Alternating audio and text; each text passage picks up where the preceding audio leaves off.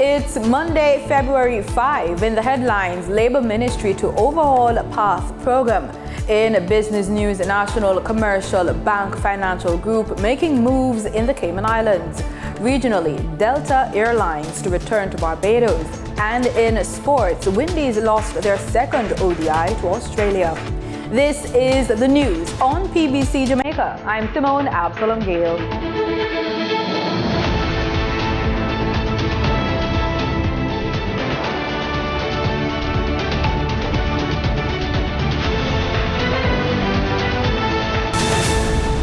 The government, through the Ministry of Labour and Social Security, has embarked on a comprehensive overhaul of the Programme of Advancement through Health and Education, PATH, to enhance support for vulnerable individuals and families.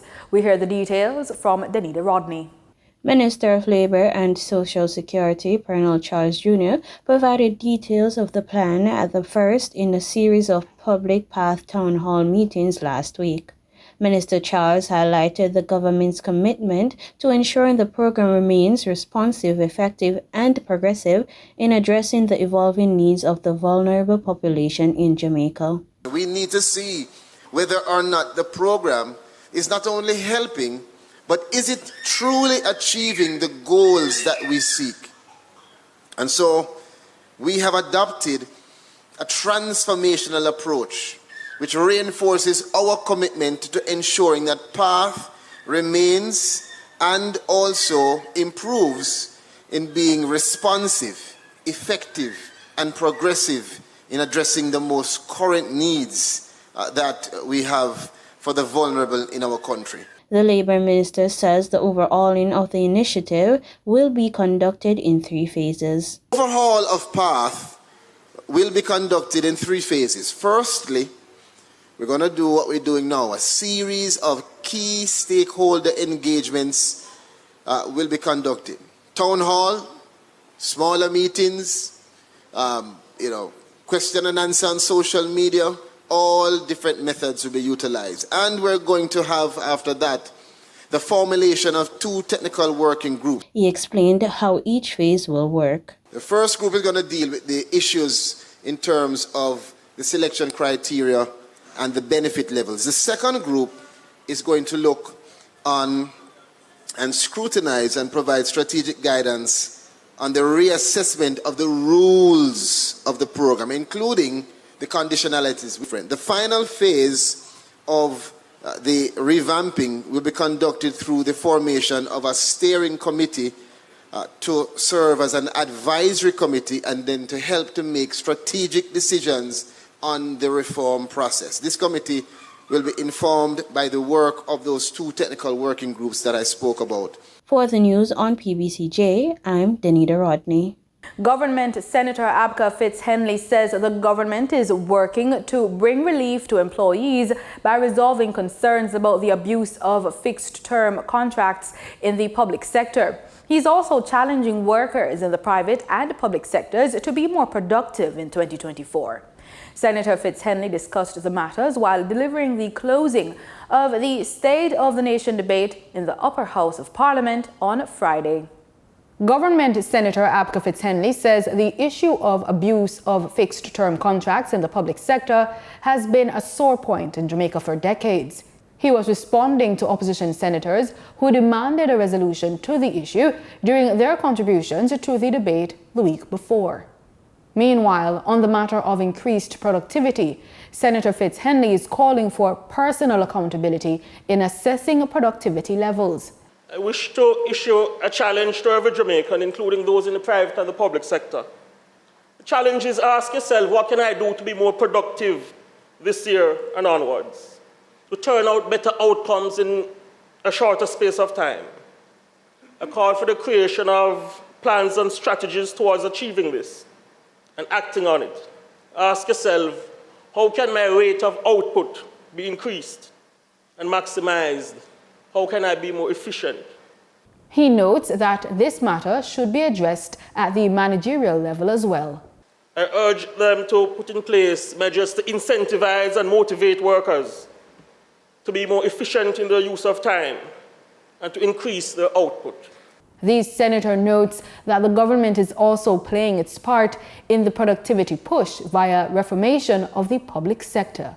Digitization of services, the introduction of enterprise systems for HR teams, and measures such as the move to make more buses available in order to cut the amount of time spent in commute.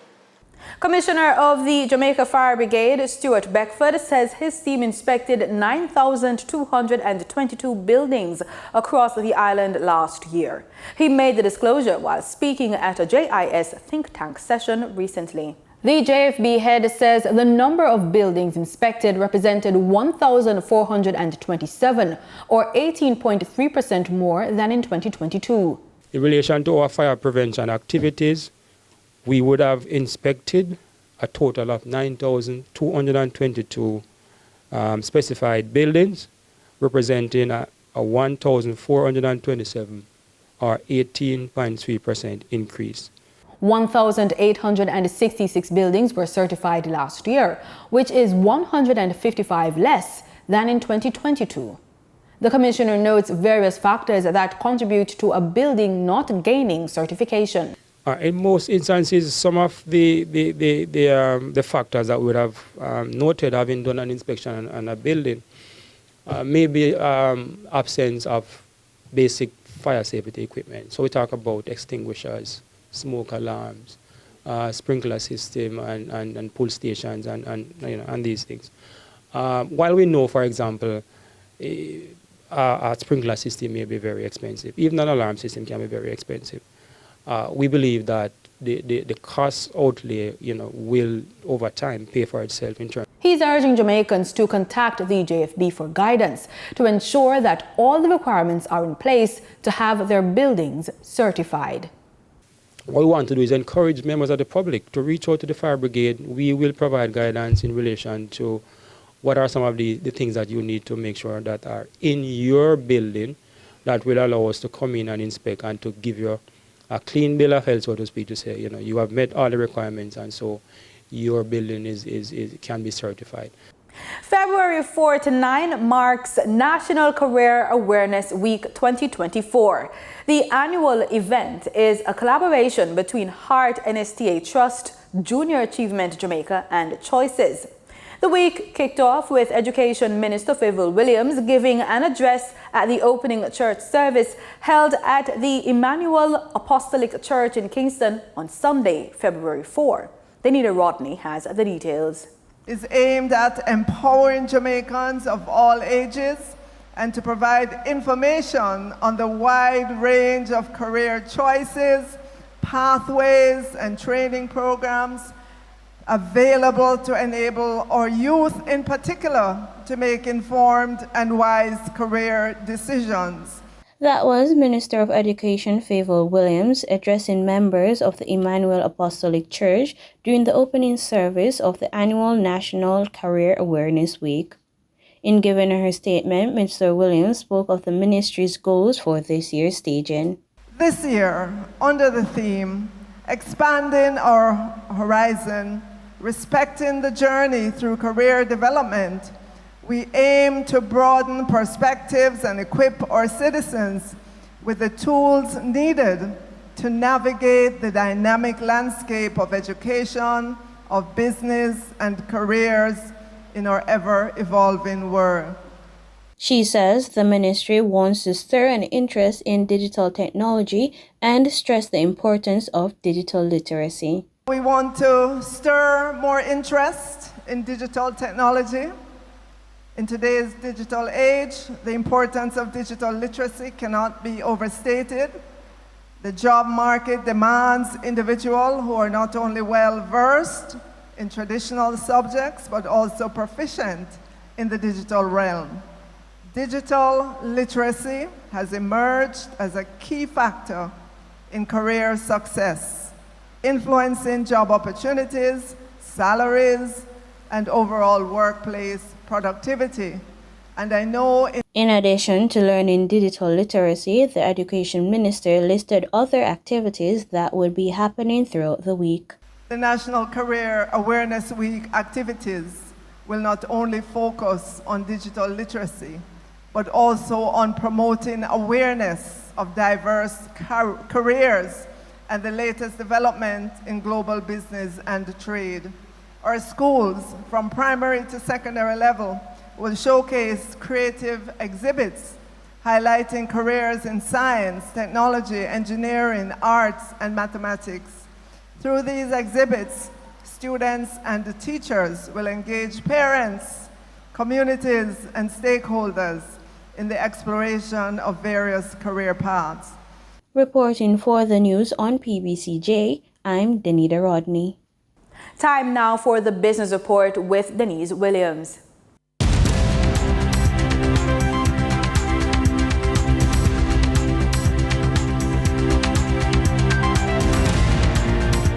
Good day, everyone, and thank you for joining us on the Business Report. I'm Denise Williams, your guide through the latest happenings in the world of business. The National Commercial Bank Financial Group has sold its banking operations in the Cayman Islands while keeping its investment bank, NCB Capital Markets Cayman. Robert Almeida, interim group CEO, shared, NCB is not leaving the Cayman Islands. Our presence in Cayman remains strong through NCB Capital Markets Cayman Limited, our investment banking, wealth, and asset management subsidiary. Also, while this transition will see Berkeley Financial Holdings Limited acquire NCB Cayman Limited, we plan to collaborate with Berkeley Financial Holdings Limited to leverage the great platform developed by the team in order to give clients access to an expanded array of global products and services, said Mr. Almeida. However, this move allows us, Mr. Almeida continued, to simultaneously optimize capital allocation across the group to improve efficiency and position ourselves for accelerating growth. Based in the United Kingdom, Berkeley Financial Holdings Limited is a financial services group known for providing comprehensive banking and investment solutions to its global clientele. Bruce Bowen, Chief Executive of PBCJamaica, said the sale represents a significant step in the financial giant's journey towards more strategic capital deployment across the banking group. Sagicor Investments Jamaica Limited indicated that it is prepared to vigorously defend any litigation that may be filed against the company by Tyrone Wilson, Chairman and CEO of iCreate, who is contending that Sagicor Investments' action placing iCreate under receivership following iCreate's challenges in repayment of a $24 million bond held by Sagicor Investments was invalid. Sagicor Investments stated to the media, "We wish to reassure our stakeholders that Sagicor is confident in the propriety and legality of our actions. We remain steadfast in our commitment to uphold the highest standards of integrity, ethics, and compliance in all our business activities." The Jamaica Stock Exchange last month stated that it had decided to immediately suspend trading in iCreate Limited shares due to its failure to comply with the requirements of the JSE Junior Market Rule Appendix 4, Admission Agreement, paragraphs 2 and 4. Wilson said he was in communication with the Jamaica Stock Exchange to address the problem. Montego Bay, Jamaica-based Sangster International Airport food and goods concessionaire Express Catering Limited is going to the equities market this week with a bond offer seeking to raise upwards of US $12 million for debt repayment and capital expenditure. The Montego Bay-based company is coming to the market with a US $10 million bond issue with the option to upsize to a US $12 million offer, which will mature in 3 years with a fixed interest rate of 8.5% per annum. The minimum subscription is US $100 and further increments of no less than US $100. The bond offer will open on Friday, February 9, and is slated to close on March 8. The first interest payment date will be May 30. Interest will be due and payable on February 28, May 30, August 30, and November 30 in each year. During trading on February 2, 2024, the top advancing stocks covered the finance, technology, and advertising sectors on the Jamaica Stock Exchange. ISP Finance Services Limited shares advanced 37.96% for an $8.26 price increase to close at $30.02 with 2,993 shares traded. Productive Business Solutions Limited 9.75% cumulative redeemable shares advanced by 15% for a jump of $15.60 in price to close at $119.60 with 5 shares traded. The Limners and Bards Limited shares advanced 13.6% for a modest 17-cent bump in price to close at $1.42 with 23,903 shares traded. On the declining stocks that traders experienced on February 2, 2024, the top 3 losers covered the utilities and other sectors. JPS 7% declined by 15.1% for a decline of $7.40 to close at $41.90 with 51 shares traded. Blue Power Group Limited declined by 11.76% for a slight drop of 40 cents to close at $3 with 1,413 shares traded. Cargo Handlers Limited declined by 10.86% for a downward drop in price of $1.62 to close at 13.30 cents with 957 shares traded. Over on the Twin Island Republic of Trinidad and Tobago, for February 2, 2024, trading activity on the first-tier market registered a volume of 192,000 shares, crossing the floor of the exchange valued at $6 million TT dollars. Agostini's Limited was a volume leader with 51,000 shares changing hands for a value of $3.5 million TT dollars, followed by NCB Financial Group Limited with a volume of 30,000 shares being traded for 100,000 TT dollars. Moving from the money activity of investors, executives, and companies, we turn to the Forex market. On February 2, 2024, the Bank of Jamaica reported that US $12.5 million was bought from Forex traders while US $7.7 million was sold to Forex traders. Buying directly from the Bank of Jamaica, foreign currency traders sold the US dollar for $156.67 and bought the US dollar for $154.50. The difference between the buy and sell rate was $2.17, which represents a profit for Forex traders for every US dollar traded. Canadian Forex traders earned a trading profit of 69 cents from transactions with the Bank of Jamaica. The Canadian dollar was sold at $117.69 and bought for $117.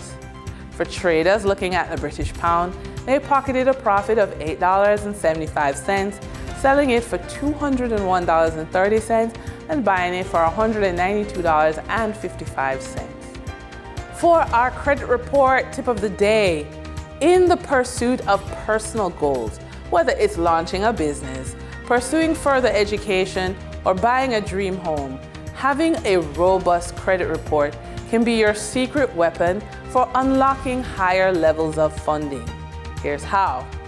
A stellar credit report showcases your financial responsibility, making lenders more inclined to trust you with larger sums.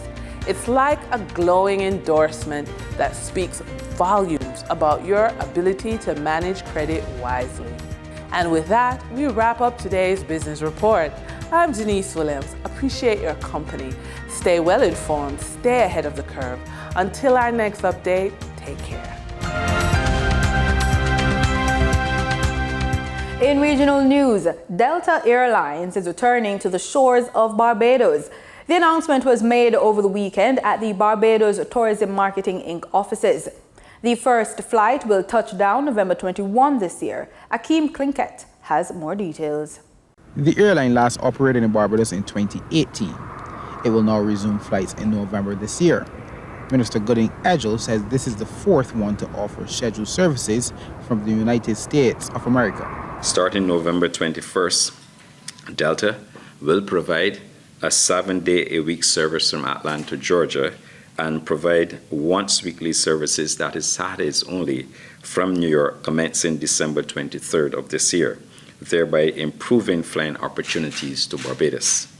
This Delta service, which at first will be seasonal, has the potential to grow into a more year-round service. The airline is highly regarded around the globe, and because of this, Mr. Gooding Edgell believes it will be a major boost for the next tourist season. We anticipate that as a result of this new arrangement with Delta, that we should realize at least additional 25,000 seats into the destination for the next winter season.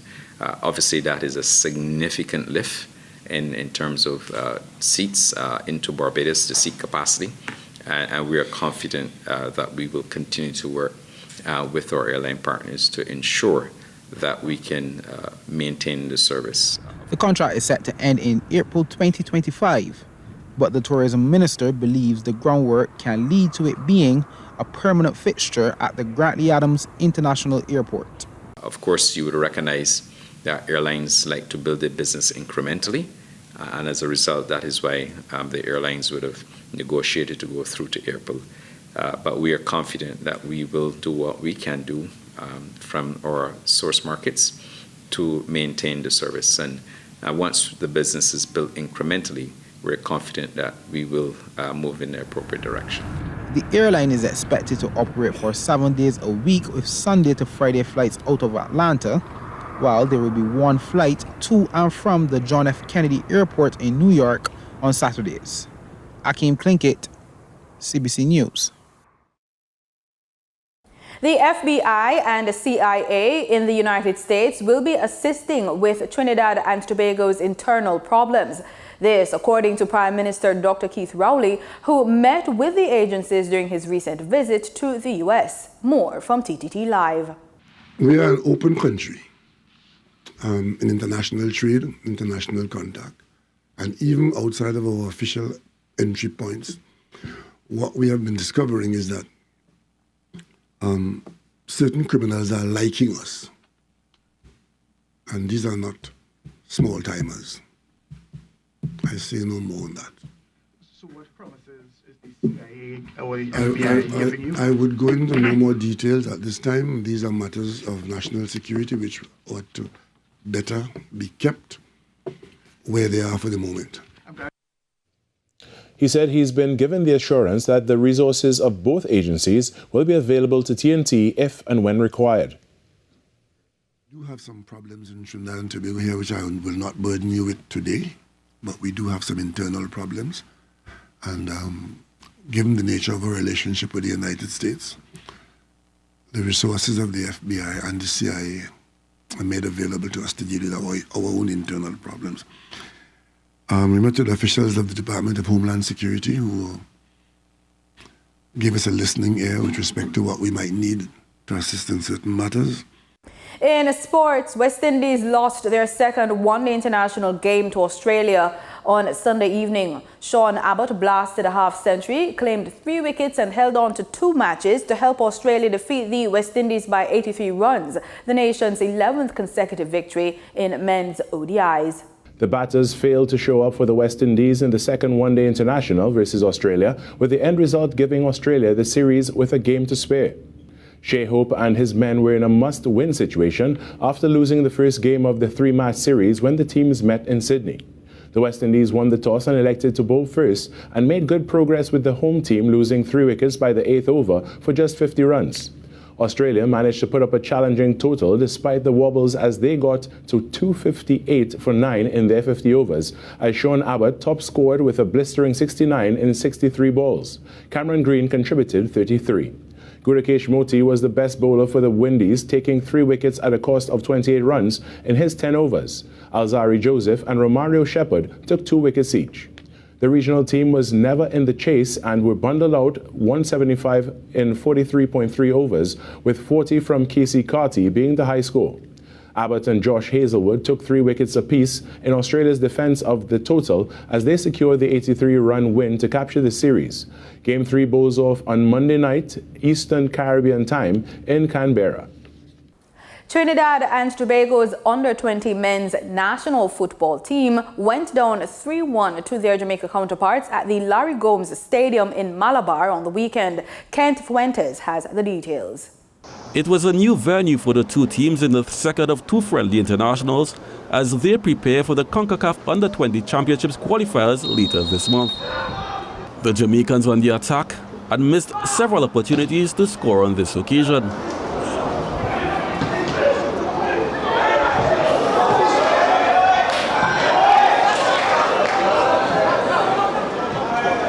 From the resulting corner, the young Reggae boys were awarded a penalty. Warriors goalkeeper Tor Fletcher guessed right to deny Christopher Ainsworth.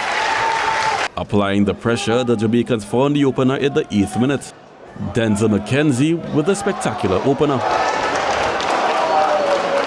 4 minutes later, the Jamaican under-20s doubled their lead. TNT defender Durrell Young, in an attempt to clear the ball, guided it into his own net. In the 16th minute, McKenzie backed himself on this free kick for the Jamaicans and once again found the back of the net. 3-0 Jamaica. The young Warriors, looking for a way back into the game, came close with this free kick crashing off the upright. Applying the pressure, the home team pulled the goal back. Tyrell Moore robbed the Jamaican keeper and squared for Lyndall Sween, who kept his composure and scored 3-1 Jamaica in the 44th minute. Moments later, they had this shot that sailed over the bar. In the second half, Jamaica attacked, looking to extend their lead, but were kept out. So too did the young Warriors.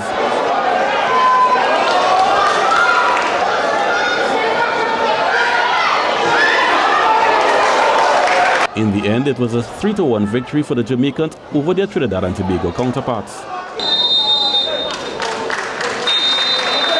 Kent Fuentes, TTT Sports. Meanwhile, coach Brian Haynes could not hide his disappointment with his team's performance following their defeat at the hands of the Jamaican youth team. 10 minutes of madness. This is how Trinidad and Tobago's under-20 men's coach Brian Haynes described his team's performance as they fell to a 3-1 defeat against the Jamaica under-20 men's team, which they met in their second warm-up match at the Larry Gomes Stadium. That was the first 3 goals that they scored, and it's something that I take the blame for, not the players, because I need to prepare them enough to be ready for any game that they're playing. When you play a game 1 week ago and you win 3-2, you think, oh, this is an easy game. And here comes the 3 chances and they put away theirs. We missed the first chance of the game. The global football governing body, FIFA, has announced that the 2026 World Cup final will be played at MetLife Stadium in East Rutherford, New Jersey on July 19. FIFA says the opener of the 39-day tournament will be held at Mexico City's Estadio Azteca on June 11.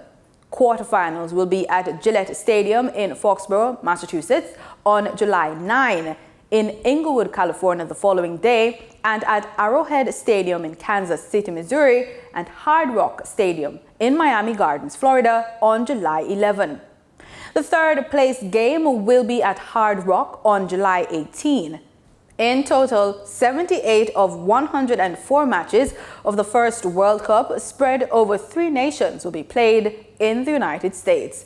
And that's it for the news on PBCJ. Pleasant viewing.